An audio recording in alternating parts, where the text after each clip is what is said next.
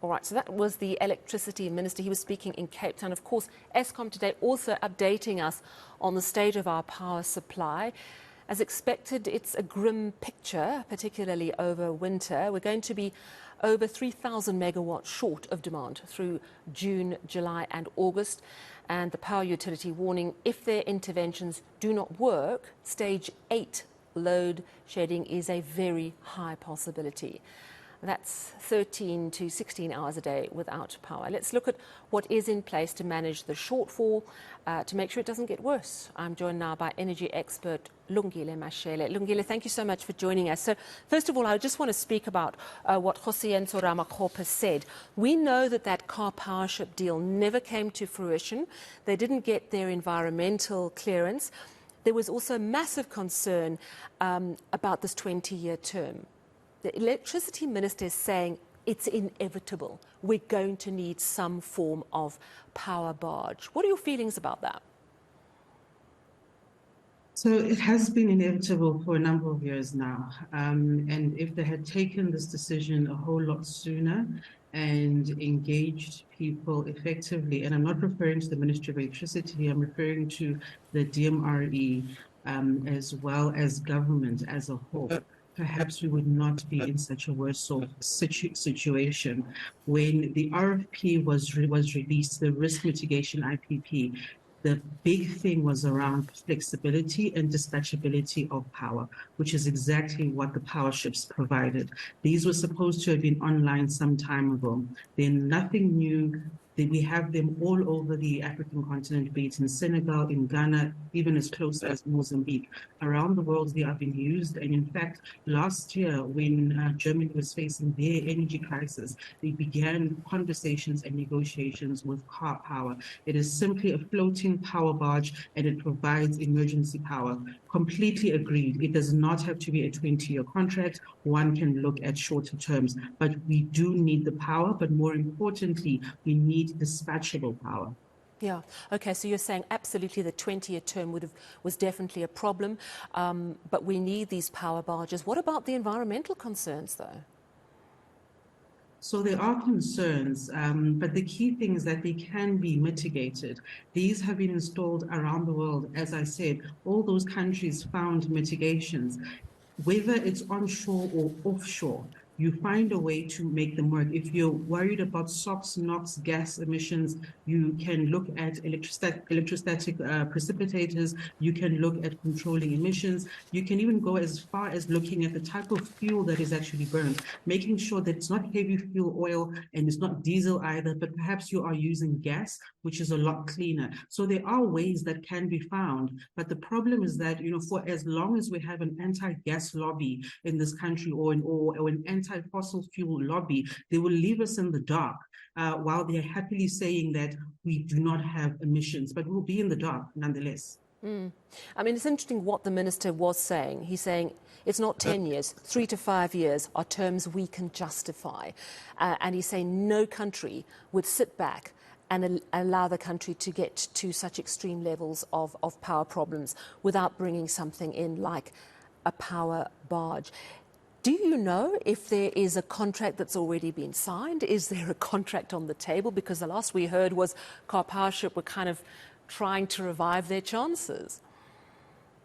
So from what I'm aware of, there is no contract on the table. Nothing has been signed as yet. They are looking at regional options and perhaps connecting from regional country or regional partners such as Mozambique. But it's also critical to remember that we talk about there's no such thing as a short or such a long-term crisis. But it's also important to remember that we're 15 years into this crisis in particular. So if we had installed power ships way back then, we'd still be needing them even now, if we're very, very honest, and if we haven't done anything else. If I look at Ghana, for instance, they entered into a 5-year contract that they ended up renewing,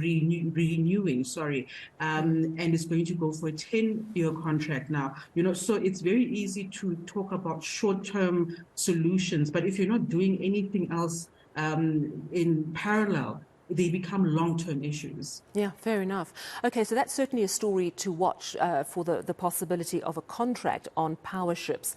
But let's look at what Eskom had to say. I mean,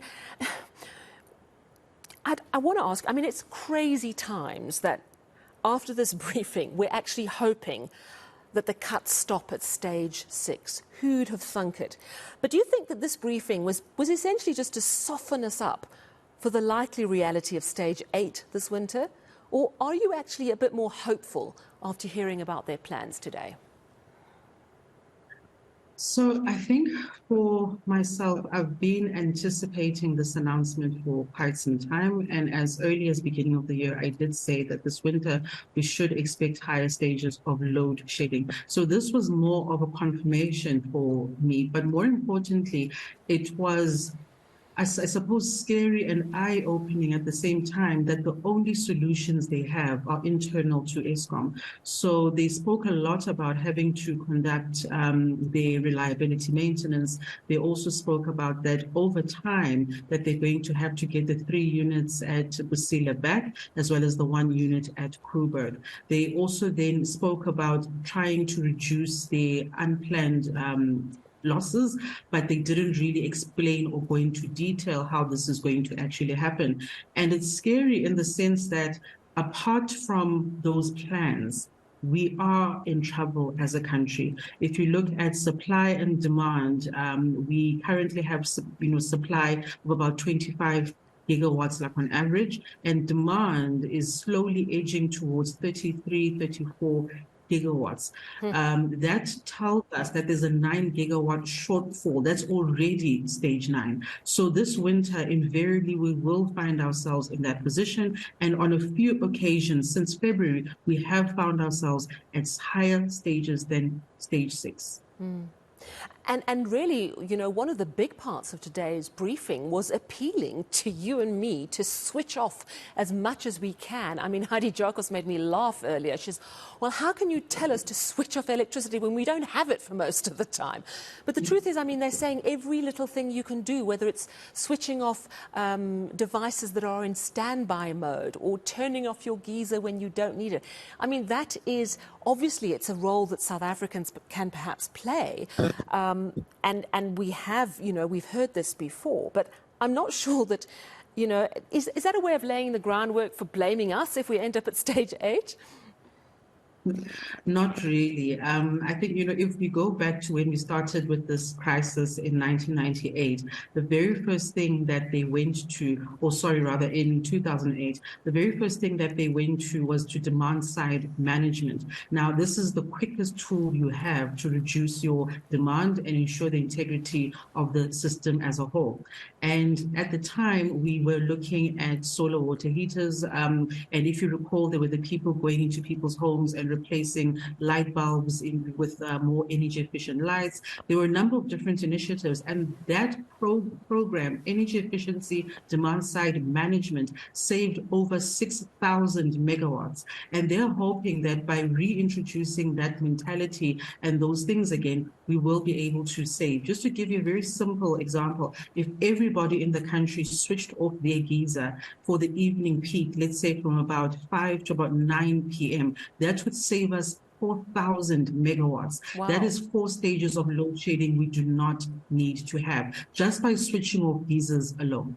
I mean, that is actually quite a powerful example that you've just given us. The other thing that looked a little bit hopeful was that Eskom announced today that their budget for diesel has been secured. Now, obviously, the open cycle gas turbines can't go beyond their capacity every month, but that surely is a little bit of good news for us today. Absolutely. You know, they're talking about 30 billion that they require. Treasury has been able to say, we will give you a certain, you know, percentage of that. And they seem to be fine. Over and above that, there is the debt relief program that is going to start, as of this year, which basically takes a huge chunk of their debt obligations away, enabling them to do maintenance and also enabling them to buy the diesel that they so desperately need for this winter. So that is a bit of good news. However, there are the issues around the capacity of the OCGTs themselves, but more importantly, the logistics of bringing fuel in. You will recall that we do not have any refining capacity along the coast. So those are some of the logistical issues which will then add into their calculations ultimately. Yeah, okay. Thank you so much. Bringing such incredible clarity to this thorny issue of our power supply. Energy expert Lungile Mashele just confirming really that power barges are very likely in our future, as the electricity minister said, under certain conditions, and stage 8 load shedding. But if we all play our part and switch off our power when we have it, maybe we can make a difference.